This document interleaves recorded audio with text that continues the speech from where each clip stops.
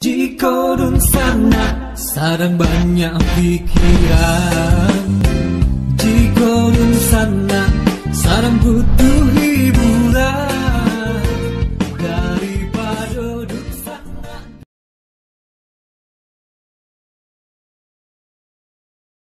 Assalamualaikum warahmatullahi wabarakatuh. Alhamdulillahirabbil alamin. Bayaklah dun sana ambo dimapun berada pada hari ke.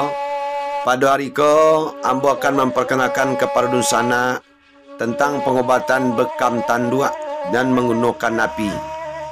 Terapi bekam tanduk ko alhamdulillah tanya tu semenjak zaman Nabi. Sajak saya suak dahulu lai. Sajak zaman Katumba. Sajak zaman Nabi Muhammad SAW. Ternyata Nabi Muhammad SAW adalah termasuk iaitu yang pernah berbekam dan perlu dianjurkan kepada umatnya untuk berbekam. Dengan berbekam tanduk kecil Nabi Muhammad SAW, beliau menyampaikan kepada para sahabat dan juga kepada umat, nah itu adalah sunnahku dan itu dapat mencegah berbagai macam penyakit. Penyakit apa sebaik-baiknya pengobatan? Nah, lebih baik pengobatannya iaitu berbekam. Iaitu berbekam tanduk kodun sana sangat rancak bana untuk mengeluarkan darah-darah kumuh di bagian darah kita. Darah-darah yang kumuh koma kadang-kadang ndak lancar. Karena itu, nah mari kita berbekam di setiap badan kita. Nah, sekali 6 bulan kau dapat kita yo babakam. Kau caranya mak. Jadi 6,666 ayat bantu tu di Al-Quran, bantu terus tubuh manusia. Oleh kerana itu mari kita jaga kita punya badan, jaga kita punya diri, jangan mendapat penyakit nan belah parah. Kalau lah mendapat penyakit parah beko baalai. Sakit pinggang, sakit kaki, sakit tangan. Nah, jadi sakit tangan dan sakit anggota badan kadang-kadang nyo sihat sabanta babaliak lo baliak, sihat sabanta nyo babaliak lo baliak. Apa penyebabnya? Bisa jadi awak iko mak darah ko ndak lancar di bagian badan. Jadi mangkonyo dianjurkan kepada kita, kepada dun sanak kita, berbekamlah sekali 6 bulan untuk mengeluarkan darah. Jadi semenjak zaman dahulu hingga saat ini, namun bekam tanduk ini sangat dianjurkan kepada masyarakat agar melakukannya. Terapi bekam tanduk ini mengeluarkan darah. Alhamdulillah, setiap yang setelah memakai terapi bekam tanduk ini banyak mengatakan ringan dia punya mata, terang dia punya mata, ringan dia punya kepala, kemudian ringan dia punya badan disebabkan atau setelah terapi bekam ini. Terapi bekam tanduk Nabi Muhammad SAW juga melakukannya untuk dirinya.